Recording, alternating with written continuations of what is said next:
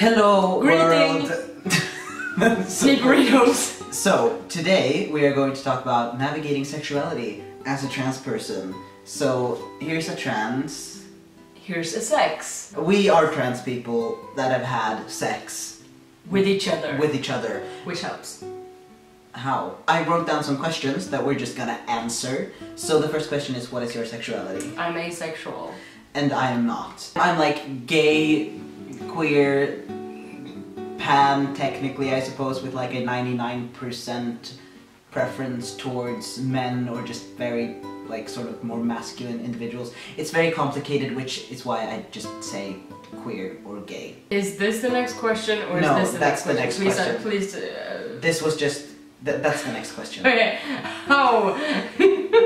How has your sexual orientation or sexuality developed since you realized you were trans? It has developed, obviously, because before I was basically identifying as a straight girl, but I was kind of unsure, and now I obviously don't. The thing was, I was that person that was like, I've read so much fan fiction that I now, like when I see myself in a relationship, I see myself in a relationship with a gay man as a gay man, and I thought it was because of fan fiction, but it was literally just because I was actually a dude.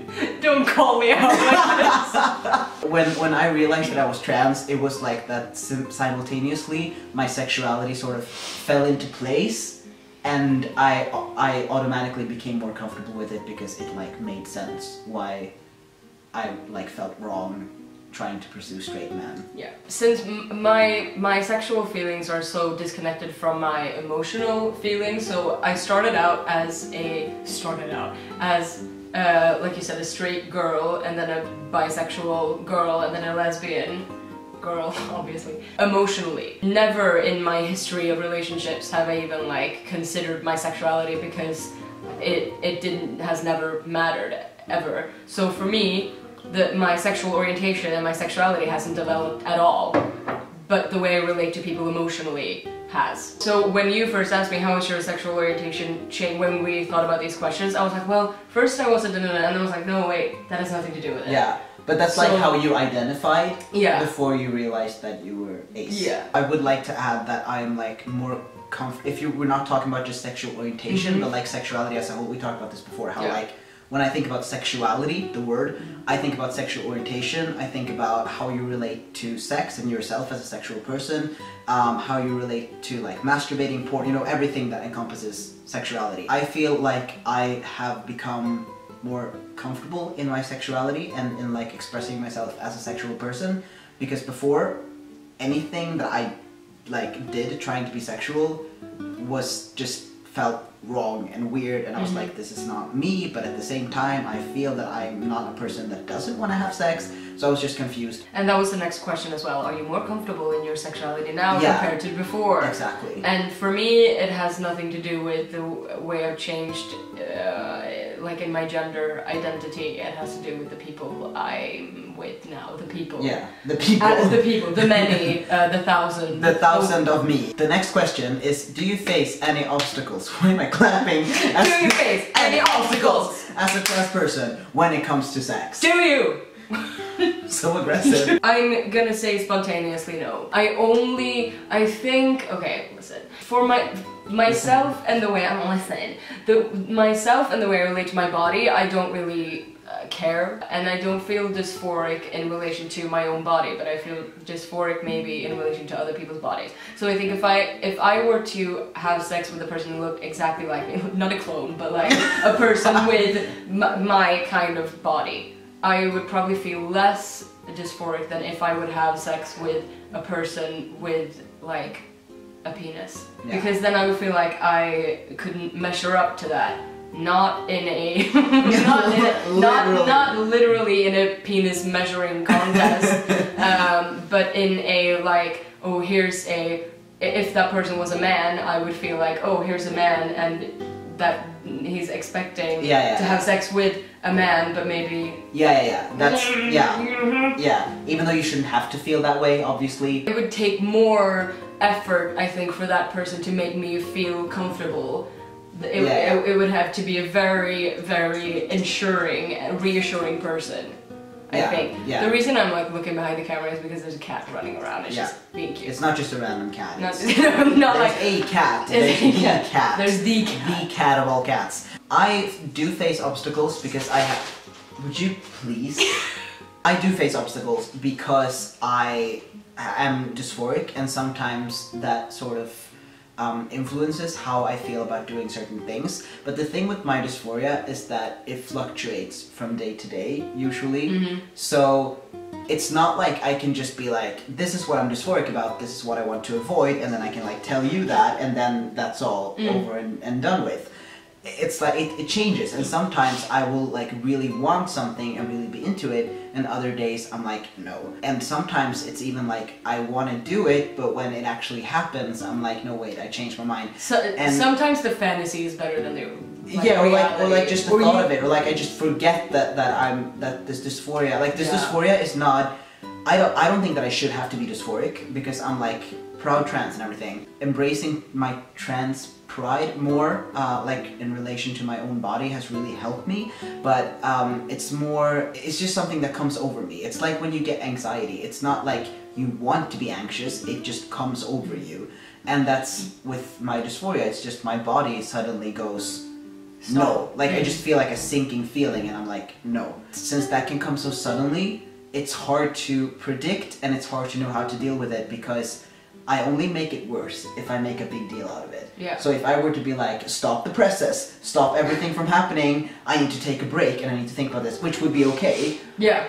If I do that, I will just feel worse, because that would be like me telling my mind that, oh my god, this was a big deal. Like when a kid trips and falls and they're about to start crying, and if you're like, oh my god, did you hurt yourself? They're gonna be like, wah! So I don't want to make a big deal out of it, because that will just make it worse. Because then you'll think about it even more. Exactly. So what I try to do is just make it a very quick internal process in which I sort of tell myself, like within a matter of seconds, that this happened, acknowledge, it's fine though, and what I do to combat that is to immediately try to do something else. Changing positions, changing who's on top, changing the thing that you're doing, or just like saying something that doesn't even have to do with that. Just to like get your mind off it. So my mind is not caught up on that. My mind is just like acknowledging that that was not what I wanted, and then refocusing. Refocusing on something else that actually feels nice, and then I can carry on, and that's how I feel better. It's not that I'm pushing away the feelings and trying to ignore them.